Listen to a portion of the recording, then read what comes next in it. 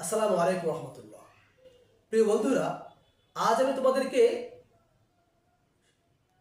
তীক্ষ্ণ জ্ঞান সম্পন্ন এক বাদশার কাহিনী শোনাব।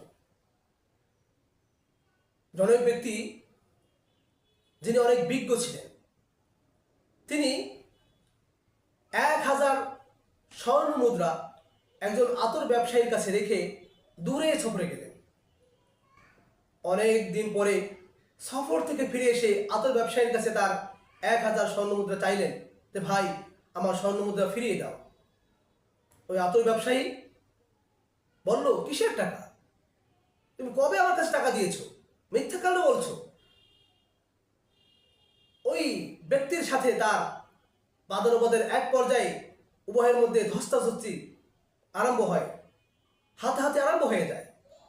আশপাশ থেকে অনেক মানুষ জড়ো হয়ে যায় এবং সকলেই ওই বিজ্ঞ ব্যক্তিকে দোষারোপ করতে থাকে যে, আতরওয়ালা অনেক ভালো মানুষ, সে তো তোমার কখনো মিথ্যা কথা বলতে পারে না, সে কারো হক নষ্ট করতে পারে না, অতএব তুমি মিথ্যা বলছো।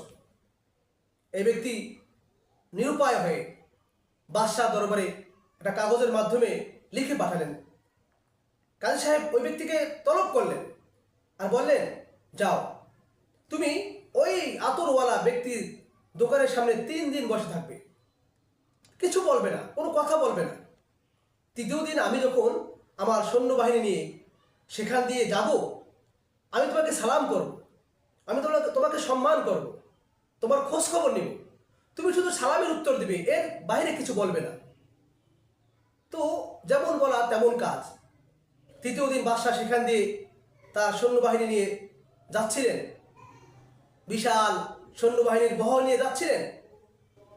দোকানের সামনে ওই ব্যক্তিকে দেখে সালাম দিলেন, আসসালামু আলাইকুম রহমতুল্লাহ। সওয়ারি থেকে নামলেন, বলেন, ভাই, আপনি কেমন আছেন? আপনি কেন আমার দরবারে যান না? আপনার তো আমি অনেক খুঁজি, আপনার মতো লোক আমার দরবারে দরকার। কিন্তু এই বিজ্ঞ ব্যক্তি কোনো আওয়াজ করলো না, কোনো কথা বললো না, শুধু মাথা নাড়ালো। এরপরে এই বিজ্ঞ ব্যক্তি আতরওয়ালা দোকানদারের দিকে যখন তাকালো, তো দোকানদার বলল, ভাই, তুমি তো বলেছো আমার কাছে 1000 স্বর্ণ মুদ্রা রেখেছো, তুমি রেখেছো আমার তো মনে নাই। তুমি যখন দিয়েছো, তুমি কি কারো সাক্ষী রেখে দিয়েছিলে? আমি তখন কোথায় ছিলাম? তখন এই বিজ্ঞ ব্যক্তি তাকে 1000 দিনার দেয়া কিভাবে দিয়েছে সেটা বিস্তারিত বলল। তখন ওই ব্যক্তি বলল, হা হা, আমার মনে পড়েছে। বাদশার ভয়ে ওই ব্যক্তি তখন 1000 স্বর্ণ মুদ্রা ওই ব্যক্তিকে দিয়ে দেয়। কারণ জানা নাই এই ব্যক্তির সাথে বাদশার যে সম্পর্ক, হতে পারে বাদশার কাছে বিচার দিলে আমার অবস্থা খারাপ হয়ে যাবে। তাই এই ভয়ে ওই ব্যক্তিকে সে 1000 স্বর্ণ মুদ্রা দিয়ে দেয়। প্রিয় বন্ধুরা, এ থেকে আমরা কে শিখলাম?